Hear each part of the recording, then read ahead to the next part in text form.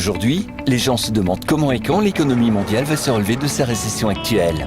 Même si personne ne peut prédire l'avenir, les utilisateurs d'eToro recommandent de rechercher des informations en observant comment les marchés ont réagi aux épidémies précédentes. Par le passé, après une crise initiale due à une épidémie, les marchés ont mis environ 6 mois pour rebondir.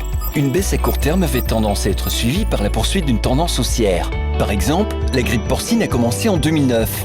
6 mois plus tard, le S&P 500 a augmenté de 18% et, en un an, il était en hausse de 35%.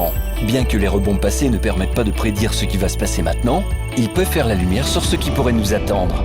Vous souhaitez obtenir plus d'informations ? Sur eToro, vous pouvez consulter, poser des questions et comparer les stratégies de plus de 10 millions d'utilisateurs du monde entier. Participez à la conversation. Sur eToro, le leader mondial des réseaux de trading social.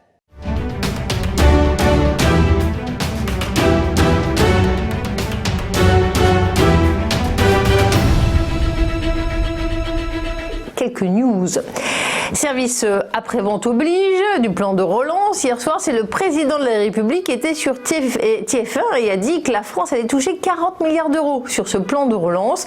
Il a également souligné que la France sera le 3e bénéficiaire en Europe, après l'Italie et l'Espagne.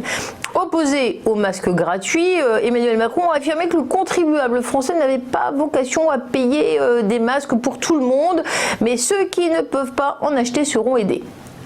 La France comptait mardi 208 foyers de coronavirus actuellement actifs selon la Direction générale de la Santé.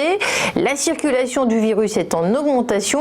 Lundi, le ministre de la Santé avait mentionné entre 400 et 500 clusters, notamment en Mayenne, Bretagne et dans le Grand Est. Il y a des signes inquiétants de reprise épidémique sur le territoire national, a-t-il rappelé, même si à ce stade, nous sommes loin de la deuxième vague.